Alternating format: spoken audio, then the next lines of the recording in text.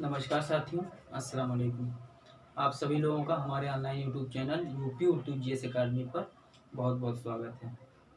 साथियों, साइंस विषय में आज मैं आपको ऐसा टॉपिक पढ़ाने वाला हूं जहां से एक आध क्वेश्चन, दो चार क्वेश्चन जरूर आ जाते हैं किसी भी एग्जाम में हो, चाहे जिस वनडे हो, चाहे यूपी पीसीएस का हो, चाहे लोअर पीसीएस हो, चाहे जीआईसी हो, एलटी हो, और टीजीटी में तो आता नहीं अभी जीएस। एलटी हो, चाहे जीआईसी हो, चाहे वनडे एग्जाम हो, लगभग उत्तर प्रदेश के हर एग्जाम में इस टॉपिक से क्वेश्चंस आएगा। मैं आज ऐसा टॉपिक चुन के लाया हूं कि जहां से क्वेश्चन जरूर मिले। तो आप सभी लोगों से उम्मीद है कि हमारा चैनल सब्सक्राइब और शेयर और लाइक करते रहेंगे और हमारा वीडियो अंत तक देखेंगे, आपको बहुत फायदा होगा। तो चलते हैं ज्यादा समय ना गंवाते हुए अपने टॉपिक की तरफ। टॉपिक का नाम है भोजन और उसके अवयव। इस टॉपिक से साथियों बहुत ज्यादा क्वेश्चंस आते हैं। अभी जब आप पढ़ाने लगेंगे ना तो आप समझ जाएंगे कि बहुत क्वेश्चन आते हैं यहाँ से। भोजन और उसके अवयव। तो भोजन में और उसके अवयव में सबसे पहले विटामिन आता है। तो आप सोचिए विटामिन है क्या। विटामिन की थोड़ी बहुत विटामिन के बारे में जानकारी ले लीजिए। तो सबसे पहले ये जानिए कि विटामिन का नामकरण सर्वप्रथम किसने किया था। तो नामकरण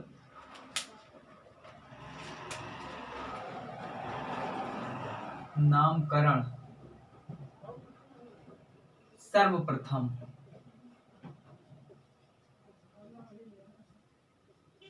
एक विद्वान थे फंक। क्या कौन से थे? फंक। उनका नाम ही था फंक। नामकरण इन्होंने ही किया था। नामकरण सर्वप्रथम इन्होंने किया था।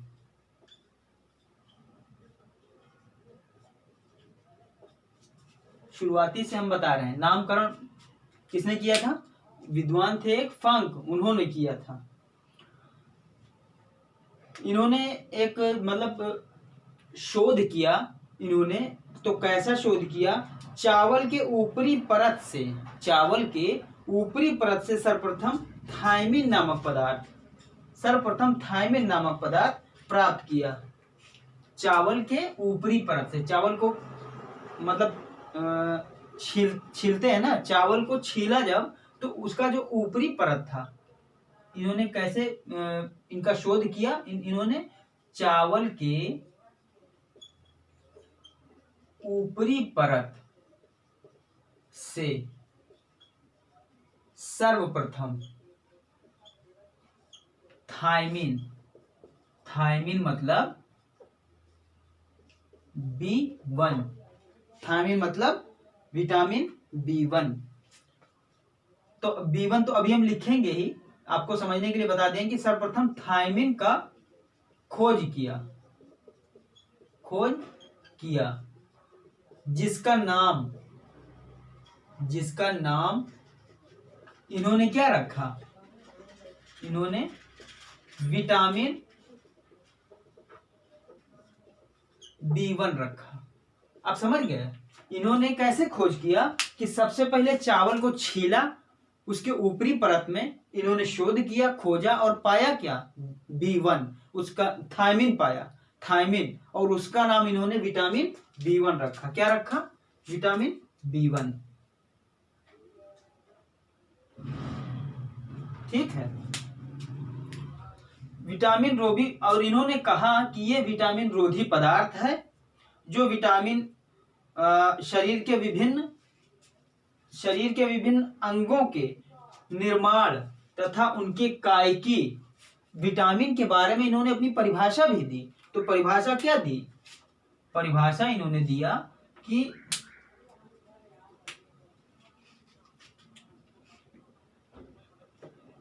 यह एक ऐसा पदार्थ है। विटामिन के बारे में परिभाषा दे रहे हैं, और परिभाषा सुनिए क्या है। अभी तो विटामिन मैंने बताया ही नहीं, अभी तो किसने नामकरण किया, कैसे किया और परिभाषा क्या दिया, ये बता रहे हैं हम।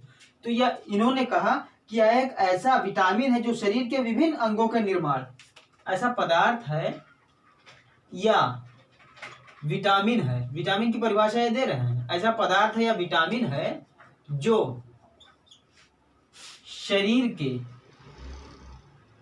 विभिन्न अंगों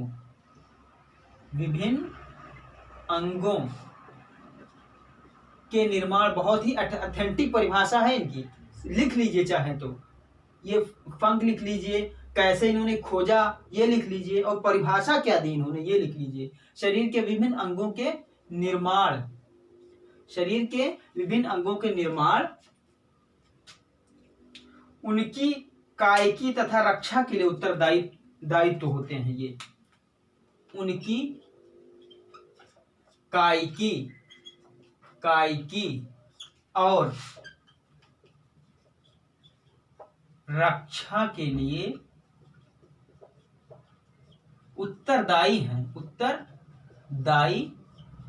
कहने का मतलब इनका ये है कि विटामिन की परिभाषा इन्होंने ऐसे दी। क्या कहा इन्होंने कहा कि यह एक ऐसा पदार्थ है या ऐसा विटामिन है जो शरीर के विभिन्न अंगों के निर्माण, उनकी कायकी और उनके रक्षा के लिए उत्तरदायी है।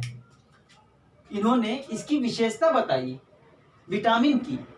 किसकी विशेषता इन्होंने बताई? विटामिन की। इस विटामिन की विशेषता इन्होंने यही बताई। क्या कहा? यह एक ऐसा पदार्थ है या विटामिन है जो शरीर के विभिन्न अंगों के निर्माण, उनकी कायकी और उनके रक्षा के लिए उत्तरदायी है। विटामिन की इन्होंने विशेषता बताई इस विटामिन की। ठीक, उसके आगे देखिए,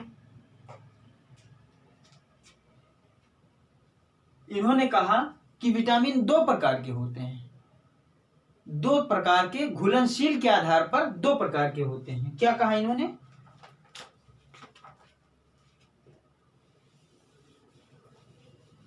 इन्होंने कहा कि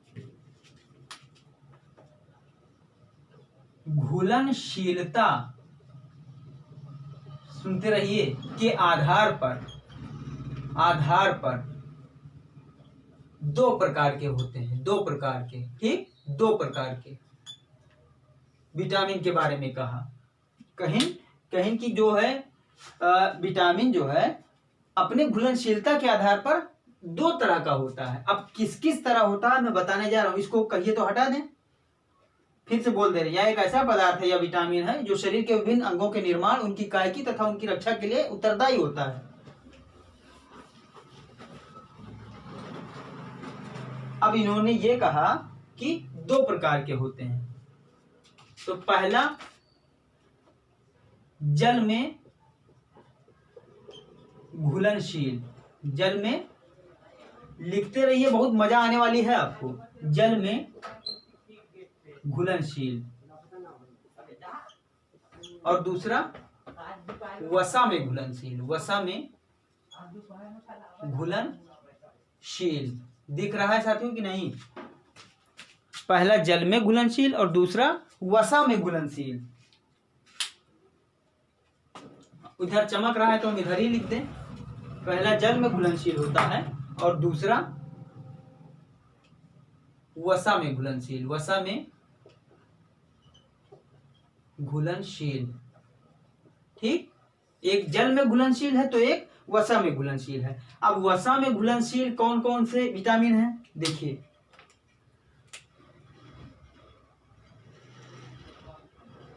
विटामिन ए, डी, ई, के। प्रश्न में पूछता है वनडे एग्जाम में, ध्यान रखिए, वनडे एग्जाम में पूछता है कि वसा में घुलनशील विटामिन कौन नहीं है। तो जब आप जानेंगे कि ये चारों है तो इसके अलावा जो रहेगा वो सही कर देंगे।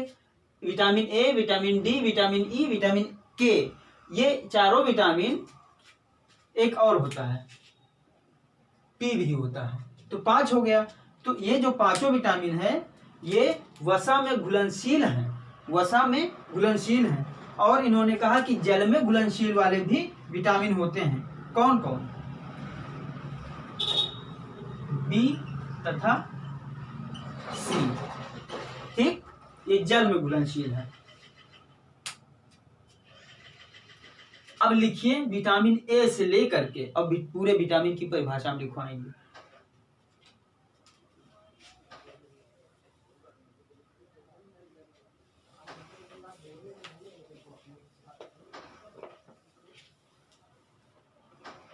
तो इन्होंने कहा विटामिन अपनी घुलनशीलता के आधार पर दो तरीके से होता है, जल में घुलनशील और वसा में घुलनशील। जल में घुलनशील वाले बी और सी, और वसा में घुलनशील वाले ए, डी, ई, के और पी। तो विटामिन ए लिखिए, विटामिन ए। अब विटामिन ए का वैज्ञानिक नाम क्या है? रेटिनाल पूछा जाता है। विटामिन ए का वैज्ञानिक नाम रेटिनाल है। ABCD कर देंगे और इधर उनका वैज्ञानिक नाम कर देंगे और कहेंगे कि अब मिलाओ, तीर लगा लगा के। तो ऐसे मिलाना पड़ेगा आपको, जब जानेंगे तब मिला ले जाएंगे। तो विटामिन ए का वैज्ञानिक नाम क्या है? रेटिनाल। अब इसके बारे में थोड़ी परिभाषा लिख डालें।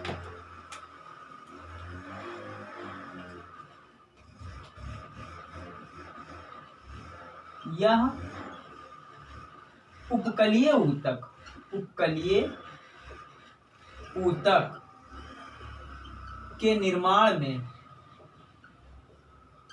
सहायता करता है, सहायता करता है। यह उपकलीय ऊतक के निर्माण में सहायता करता है। इसकी कमी से कौन कौन से रोग होते हैं लिखिए। इसकी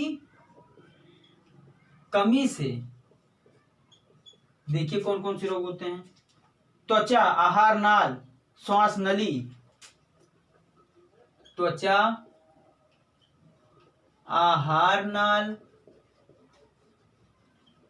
श्वास नली।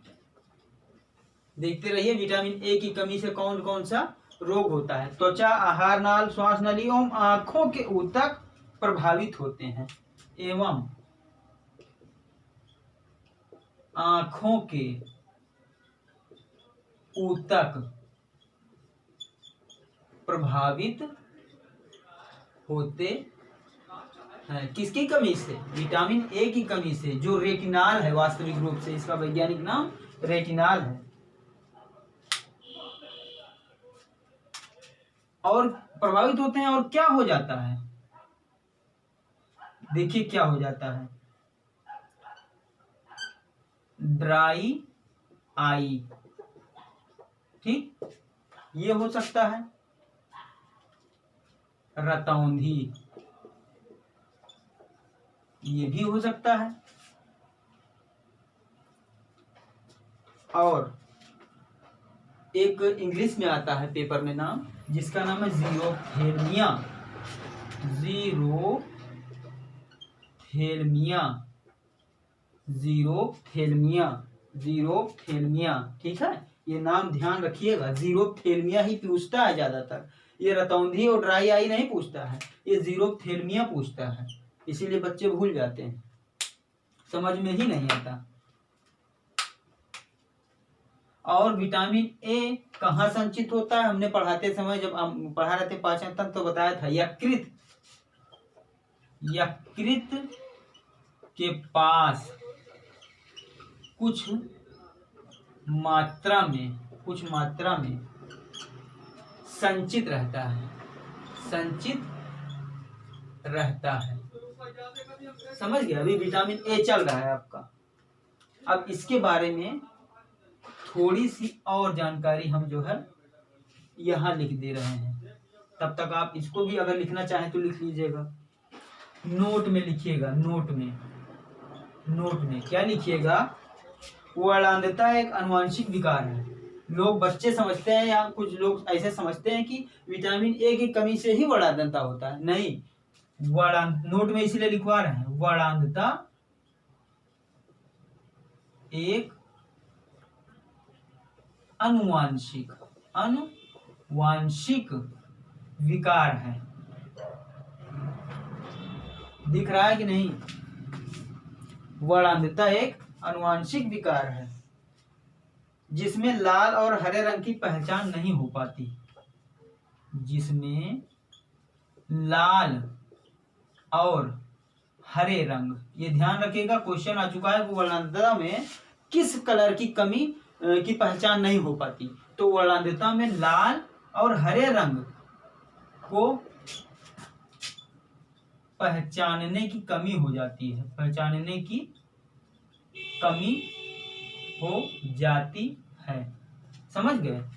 तो जीरोथेल्मिया ध्यान रखिएगा, इसको जरूर याद रखिएगा। ये सब नहीं पूछता है, यही पूछता है कि जीरोथेल्मिया रोग किस विटामिन की कमी से होता है। तो विटामिन ए की कमी से। विटामिन ए की का वैज्ञानिक नाम क्या है? रेटिनॉल। और वर्णांधता ध्यान रखिएगा कि वर्णांधता एक आनुवांशिक विकार है, किसी विटामिन की कमी से नहीं होता है। वर्णांधता एक आनुवांशिक विकार है और वर्णांधता में लाल और हरे रंग की को आदमी नहीं पहचान पाता। अब देखिए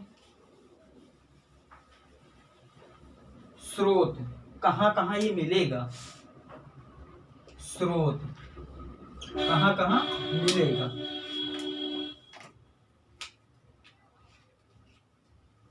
गाजर, अंडे का पीला भाग, पीला भाग, ठीक।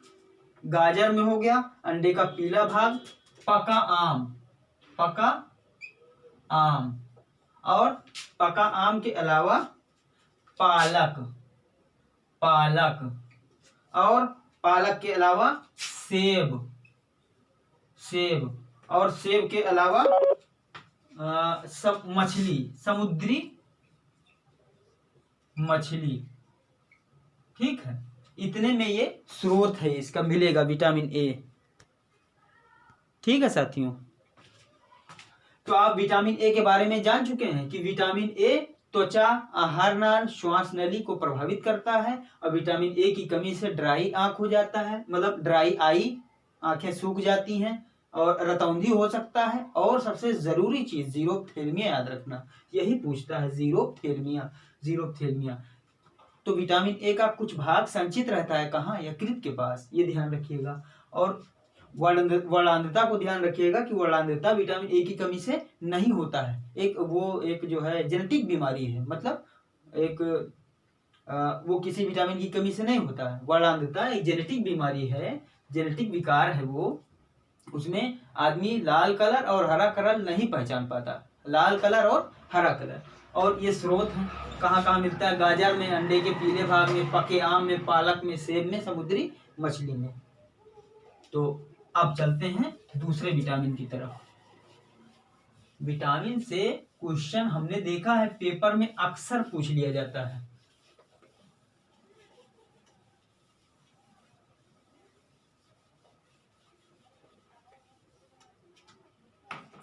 अब चलते हैं, अब हम चूंकि हमने कहा था कि वसा में जो घुलनशील हैं कौन कौन है? ए है, डी है, ई है, के है और पी है। तो अब विटामिन ए हमने बता दिया। अब चलते हैं विटामिन डी की तरफ। डी, डी, डी वसा में घुलनशील विटामिन को हम बता रहे हैं। डी की तरफ चलते हैं साथियों। तो विटामिन डी को इसे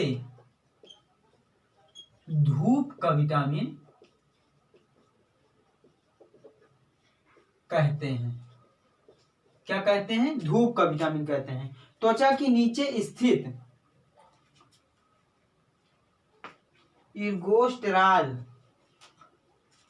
जो हमारी त्वचा है उसके नीचे कुछ पदार्थ स्थित रहता है, इर्गोस्टेरॉल नाम है उसका। त्वचा के नीचे, इस चमड़े के नीचे स्थित इर्गोस्टेरॉल, इर्गोस्टेरॉल, त्वचा के नीचे स्थित इर्गोस्टेरॉल नामक पदार्थ पर, नामक पदार्थ पर जब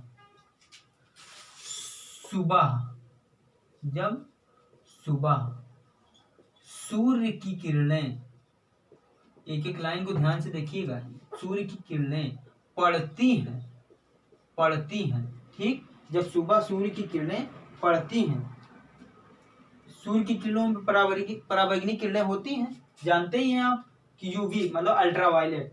जब सूर्य की किरणें, अल्ट्रावायलेट किरणें यानी पराबैंगनी किरणें पड़ती हैं तो यह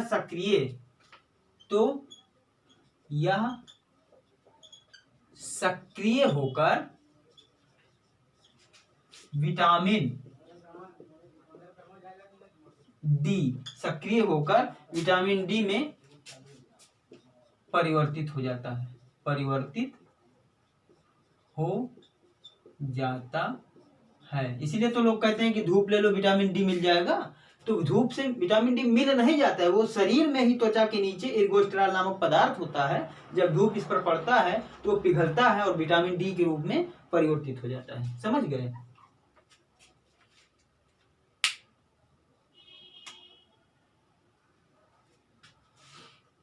यह शरीर में ही संश्लेषित किया जाता है, यह शरीर में ही सूर्य की प्रकाश द्वारा संश्लेषण इसका हो जाता है और शरीर में ही ये बन जाता है सूर्य के प्रकाश से। कौन? Vitamin D.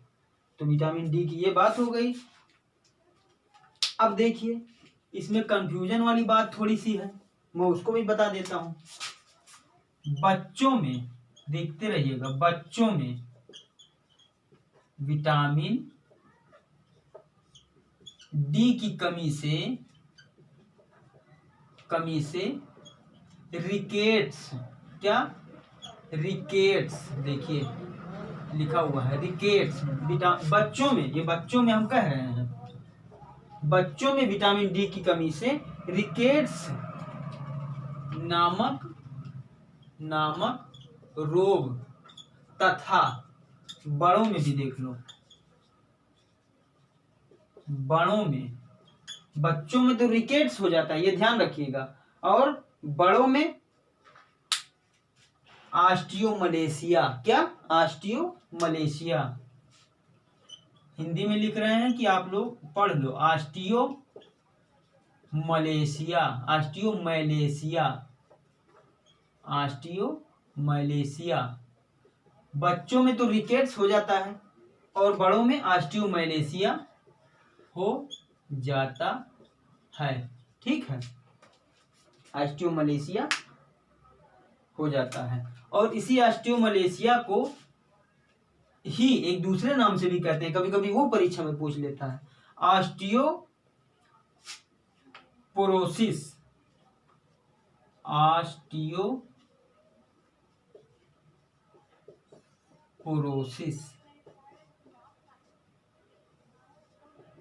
तो कभी कभी ऑस्टियोमलेशिया पूछ लेगा और कभी कभी ऑस्टियोपोरोसिस पूछ लेगा।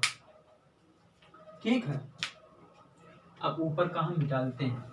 अभी विटामिन डी में थोड़ा सा है क्योंकि इसका भी स्रोत लिखना है ना।